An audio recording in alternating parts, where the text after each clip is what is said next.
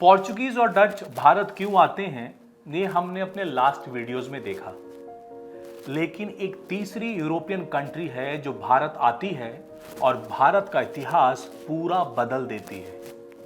Topic शुरू होने से पहले हम एसएससी के प्रीवियस ईयर क्वेश्चंस को देख लेते हैं। ईस्ट इंडिया कंपनी ने 1608 में कैप्टन विलियम हॉकिंस को सम्राट के दरबार में सूरत में एक कारखाना खोलने की अनुमति लेने के लिए भेजा। सर थॉमस रो ने इंग्लैंड के राजा के राजदूत के रूप में मुगल शासक सम्राट के दरबार का दौरा किया। ईस्ट इंडिया कंपनी की स्थापना किस वर्ष हुई थी? बंगाल में पहली अंग्रेजी कारखाना में हुगली नदी के तट पर स्थापित की गई। ब्रिटिश ईस्ट इंडिया कंपनी ने वर्ष में फ्रांसिसियो से पौंडीचेरी को ले लिया। हम बात कर रहे हैं इंग्लैंड यानी कि ब्रिटिशर्स की। 1600 में ब्रिटेन में एक कंपनी की स्थापना की जाती है, east India company. East India company की जब स्थापना इंग्लैंड में होती है तो उस वक्त मुगल बादशाह होते हैं अकबर। वहीं क्वीन एलिजाबेथ वन जो इंग्लैंड की महारानी हैं, वो ईस्ट इंडिया कंपनी को एक मोनोपोली देती है, यानी एकाधिकार। वो एक क्षेत्रफल बनाती है, east of Cape of Good Hope and west of Strait of मैग्निंग। ये वो क्षेत्रफल है जहां ईस्ट इंडिया कंपनी को ये एकाधिकार यानी मोनोपोली दे दी जाती है कि 15 साल तक केवल वही व्यापार करेंगे। अगर कोई अन्य इंग्लिश कंपनियां इस एरिया में जाकर व्यापार करती हैं तो उनके जहाज को जब्त कर लिया जाएगा या उन्हें जुर्माना या दंडित भी किया जा सकता है। क्वीन एलिजाबेथ वन ने ईस्ट इंडिया कंपनी को एकाधिकार के दो क्षेत्रफल दिए, वेस्ट और ईस्ट। हम चलेंगे ईस्ट में क्योंकि वही है हमारा भारत। अगर हम इतिहास के पन्नों को कुछ पीछे पलटें तो हम पहुंचेंगे समय काल 1583 से लेकर 1591 और यहां हमें मिलते हैं British merchant Ralph Finch. Ralph Finch Bharat आते हैं और अकबर के कोर्ट में भी शामिल होते हैं। ये भारत को भली भांति समझते हैं और माना जाता है कि 1591 में जब ये वापस इंग्लैंड जाते हैं तो ईस्ट इंडिया कंपनी में कंसल्टेंट का काम करते हैं, यानी ईस्ट इंडिया कंपनी को ये सारी जानकारी देते हैं जो उनके लिए लाभदायक है और भारत की पूरी व्याख्या करते हैं। कुछ आगे बढ़ते हैं तो हम पहुंचेंगे 1599 में, जहां है John middle hall. John middle hall वो पहले ब्रिटिशर्स थे जो लैंड रूट के माध्यम से भारत आते हैं और ये भी अकबर के कोर्ट में डिस्कशन करते हैं। माना जाता है कि ऑन रिकॉर्ड्स ये पहले इंग्लिश मन थे जिन्हें भारत में ही दफनाया गया था।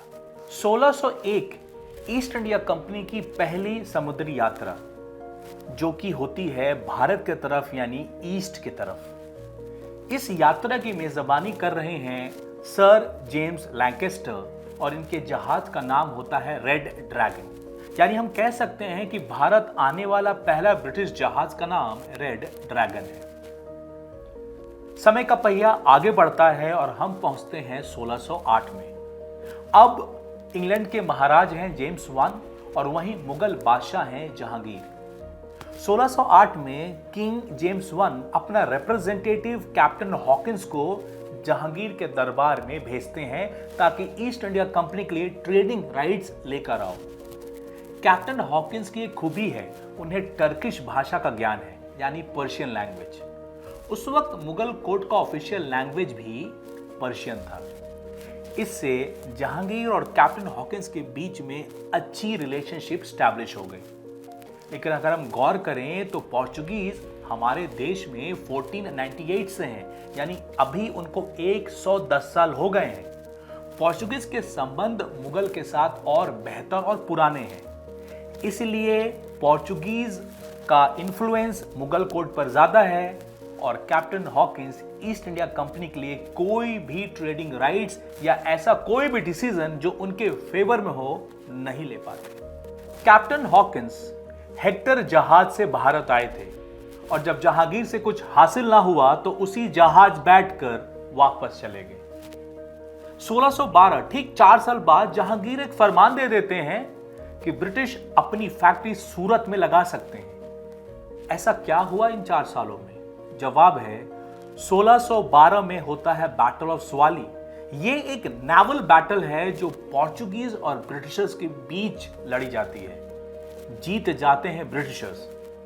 यानी मुगलों को अभी तक ये लग रहा था कि सबसे ज्यादा वर्चस्व समंदर के ऊपर पोर्चुगीज का है, लेकिन अब मुगलों का यह भ्रम टूट चुका था और जहांगीर ये समझ चुके थे कि अब नेवल की सुप्रीमेसी ब्रिटिशर्स के पास है। 1615 king James I sir Thomas raw को जहांगीर के कोर्ट में भेजते हैं। सर थॉमस रॉ भारत में 4 वर्ष रहते हैं और उनकी ये यात्रा बहुत सफल होती है, क्योंकि जहांगीर ये फरमान दे देते हैं कि अब ईस्ट इंडिया कंपनी मुगल के एरिया यानी मुगल टेरिटरी में कहीं पर भी व्यापार कर सकती थी और अपनी फैक्ट्रीज इस्टेब्लिश कर सकती थी। और इसी के बाद से देखा जाता है कि पोर्चुगीज का दमन शुरू हो जाता है और ब्रिटिश ईस्ट इंडिया कंपनी की ताकत बढ़ने लग जाती है। भारत में बहुत सारे यूरोपियन देश व्यापार कर रहे थे, Portuguese, Dutch, British, Danish, French. फिर ऐसा क्यों कि ईस्ट इंडिया कंपनी के पास सबसे बड़ा साम्राज्य आ गया? कारण था कि वो भारत के सारे स्ट्रैटेजिक ट्रेडिंग लोकेशंस को अपने अंदर ले रहे थे, जैसे कि बंगाल, मद्रास, गुजरात। 1612 में सूरत पे उन्होंने पहले ही कब्जा कर लिया। उसके बाद देखा जाए तो 1639 में उन्होंने सेंट जॉर्ज मद्रास का फोर्ट हासिल किया। 1651 में उन्होंने बंगाल में हुबली कासिम बाजार में सुल्तान शुजा से एक फोर्ट हासिल किया। 1667 में औरंगजेब ने एक फरमान जारी कर दिया कि अब आप बंगाल में ट्रेड कर सकते हो, और आगे चलकर उसी कलकत्ते में उन्होंने 1690 में फोर्ट विलियम भी स्टैब्लिश कर लिया। यानी भारत के सारे लोकेशन पे ईस्ट इंडिया कंपनी का कंट्रोल था। अगले वीडियो में हम देखेंगे कि किस तरीके से ब्रिटिशर्स ने कॉन्क्वेस्ट करके पूरा साम्राज्य स्थापित कर लिया और फ्रेंच व्यापारी भारत क्यों आना चाहते थे।